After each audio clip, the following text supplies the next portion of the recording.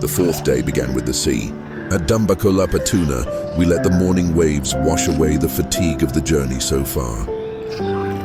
The water was calm, the air crisp, another reminder that this ride wasn't just about the road, but the moments in between.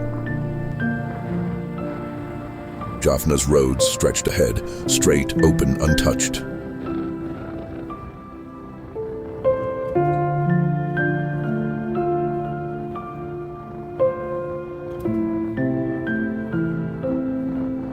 Lagoons shimmered under the rising sun as we rode, carving a path through a land rich with history. The destination was Nallur Kandaswamy Kovil, a sacred place, a moment for reflection. At Nallur, we stepped off the bikes and into something timeless.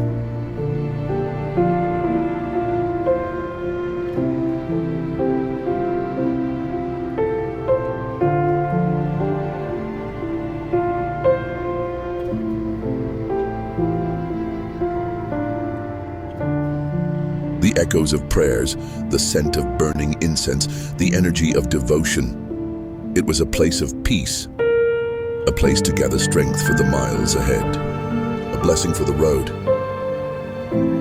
With spirits lifted, we rode towards Keerimalai.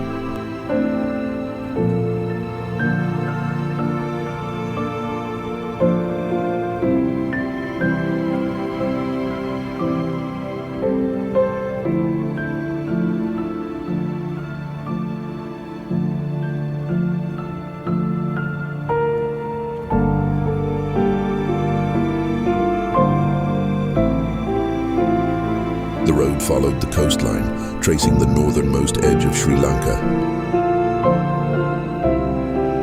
The sea was always near, guiding us forward, pushing us towards the unknown. At Trincomalee beach, the road met the ocean once again. Fishing boats lined the shore. The salty air filled our lungs, and for a moment, time slowed. But the road called, and so we answered.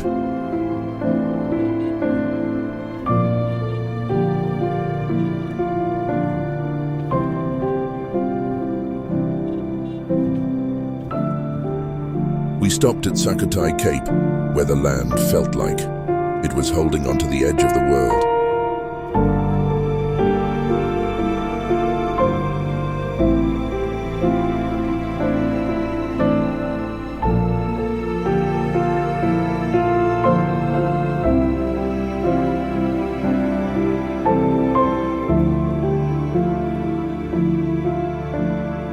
Then we reached Point Pedro, the very tip of Sri Lanka.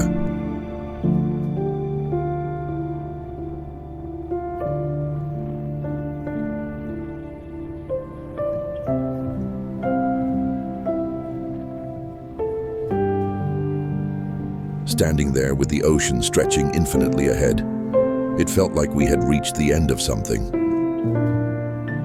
But in truth, the journey was only halfway done.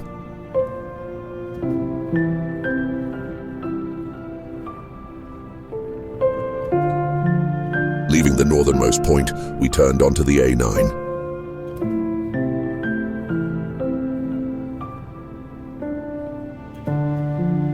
The ocean faded behind us, replaced by bush forests. The air became warmer, the road more isolated. Villages appeared, paddy fields stretched wide. And once again, the landscape reshaped itself around us.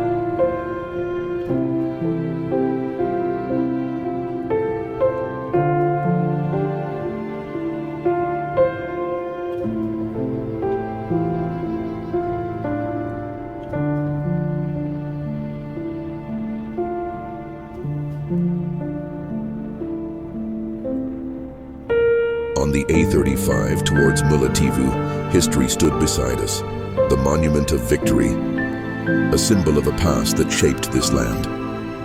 Then came Vadavakal Bridge, standing over calm waters, a contrast between the echoes of the past and the silence of the present.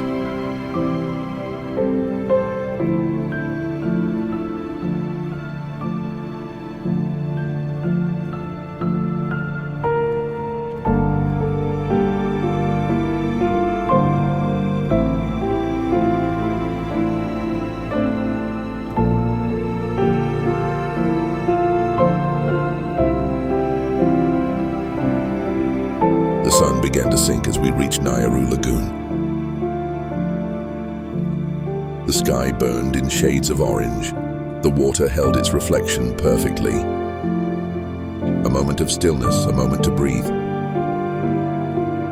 But time was against us. Trincomalee was still far, and night had already begun to take over. With full tanks and empty roads ahead, the night run began. Through dense jungle, narrow gravel paths, potholes hidden in the shadows, we pushed forward. No streetlights, no signs of life. Just the sound of engines and the glow of our headlights, carving a path through the darkness. The road became our enemy. Rough gravel, unseen holes, and a silence that felt endless. Every kilometer felt longer than the last. It wasn't just about riding anymore, it was about enduring. And then, after 250 kilometers, after endless stretches of darkness, we saw the lights of Trincomalee. The city welcomed us like a beacon after a storm. We had made it, tired, worn out, but undefeated.